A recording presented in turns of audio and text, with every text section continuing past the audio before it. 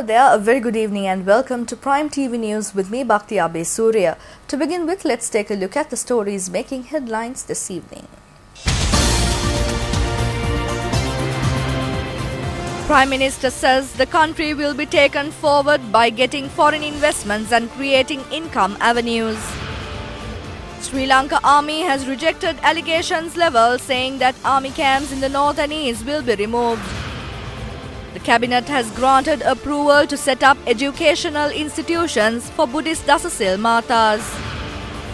In news from overseas, President of Zimbabwe escapes injury in an explosion at a political rally.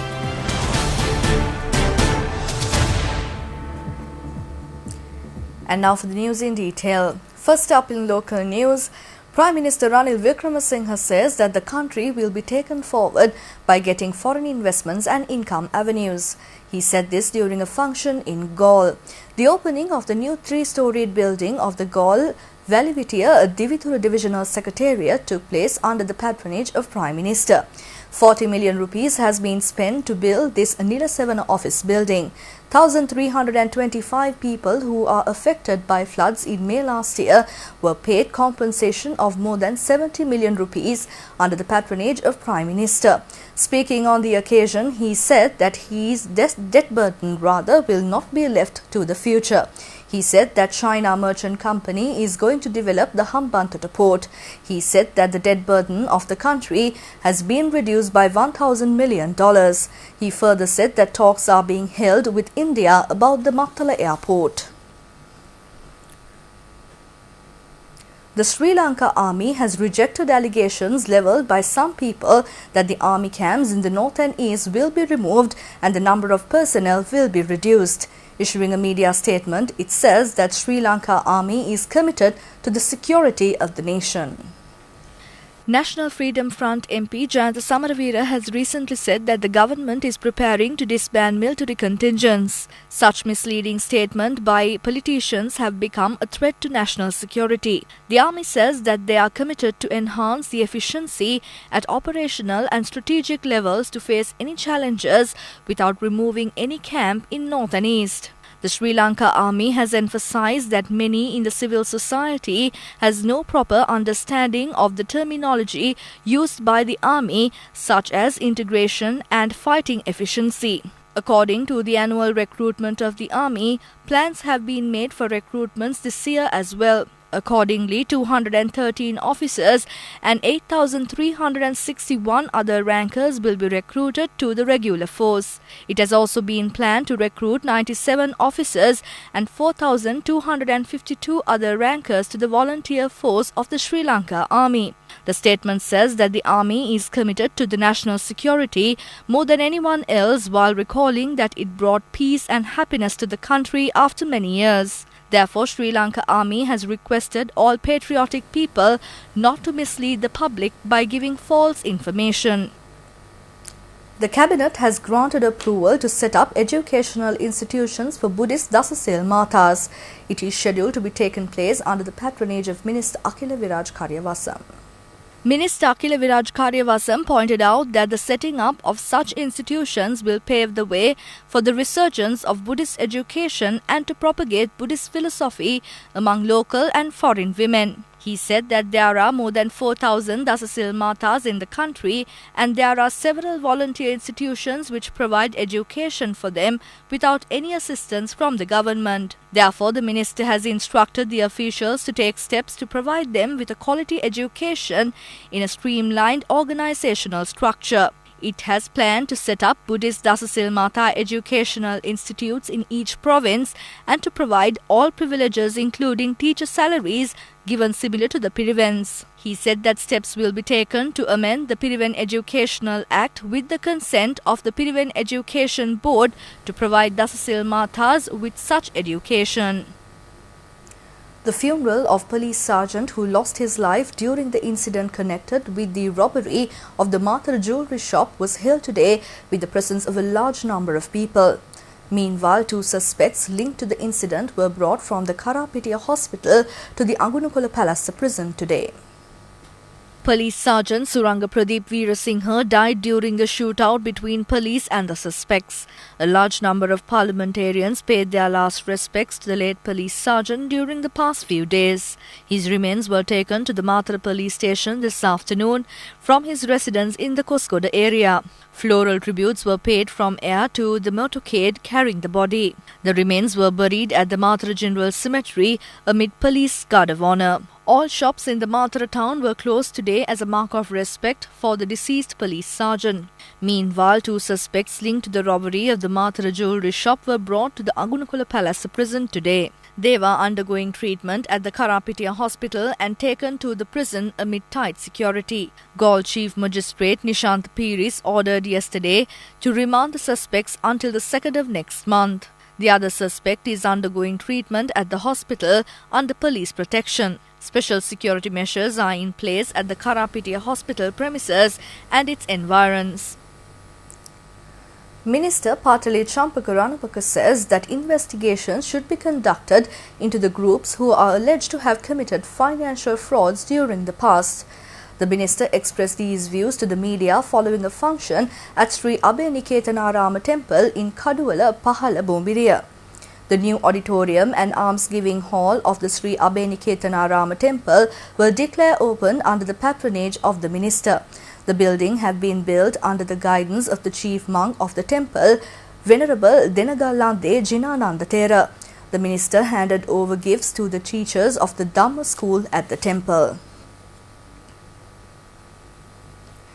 Minister Mahinda Amaraveera says that steps will be taken to renovate 5,565 tanks this year and 1,000 tanks next year under the Vev Dahasai Gam Dahasai program.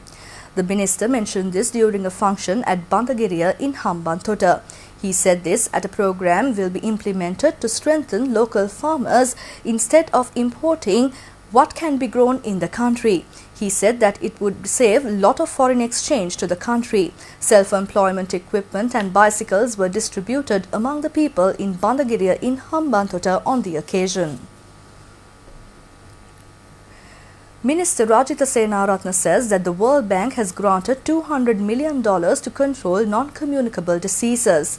The minister said this while attending the health walk organized by the Sri Lanka Medical Association. The event took place at the BMICH in Colombo under the theme A Balanced Diet for a Healthy Body. Minister Rajitha Senaratne handed over prizes to the winners of the competitions. Minister H.M. Fauzi, Deputy Minister Sudarshani Fernando Pulle, artists, intellectuals and a group of people were present on the occasion. Minister Sarath Amanugama says that steps will be taken to amend the Archaeology Act soon. Minister Sarath Amanugama said that laws related to archaeology are very old and should be changed as suitable for the present.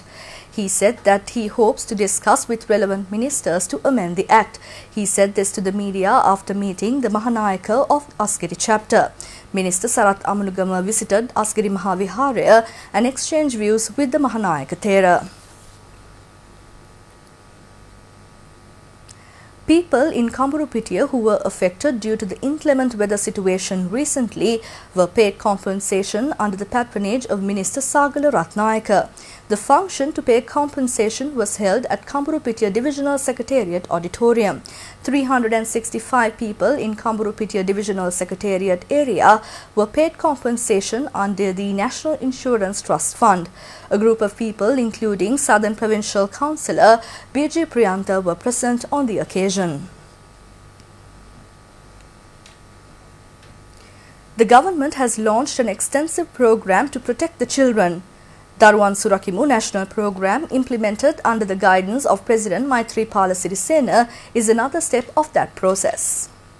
The Kilinochchi District Summit of the National Program to Protect the Children was held at Kilinochchi Central College grounds recently under the patronage of President Maithripala Sirisena. This national program aims to protect the children and to create an environment suitable for their physical and mental development. It is implemented as a priority project of the Presidential Secretariat. The program is implemented island-wide under stages of prevention of abuse, ensuring security, health, nutrition, welfare, personality development, education and improving life skills. More than 5,000 million rupees has been allocated to the 3-year plan from 2017 to 2019. Intellectuals say that children in the north have also received many benefits under this program. A lecturer at Jaffna University, Subramaniam Jeevasudam, said that the war in the north affected the education of the children.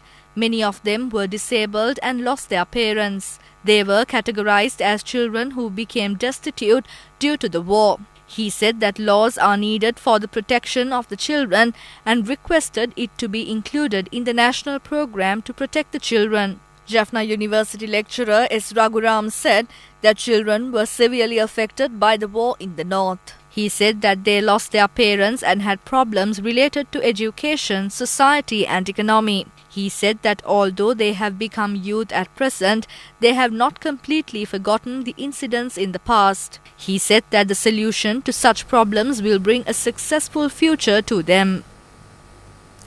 The Mahanayaka of the Malwatha chapter, Most Venerable Tibbotuwa Sri Sumangara Thera, said that the people are undergoing hardships due to the continuous strikes. He said this when the member of the Joint Postal Union called over on him. The members of the Joint Postal Union Front went to the Malwatha Mahaviharaya and briefed the Mahanayaka of the Malwatha chapter about their trade union action. Convener of the front, Chintaka Bandara, handed over a document to the Mahanayaka Thera containing the reasons for the postal strike. Expressing his views, the Mahanayaka of the Malwatha chapter said that it is difficult to find solutions to the problems if they are not flexible. The film festival and series of discussion in connection with the International Day of Solidarity with the Tortured will commence tomorrow. The International Day of Solidarity with the Tortured falls on the 26th of this month. Sri Lanka Human Rights Commission has organized several programs in connection with the day. It has been arranged to hold a film festival on human rights tomorrow and day after, free of charge, and a series of discussions at the National Film Corporation Hall, Tarangani. With that, we wrap up our today's edition of Prime TV News. For details of these stories and for more, you can log on to our website www.itnews.lk. Thank you for joining me. Bye for now and have a pleasant evening.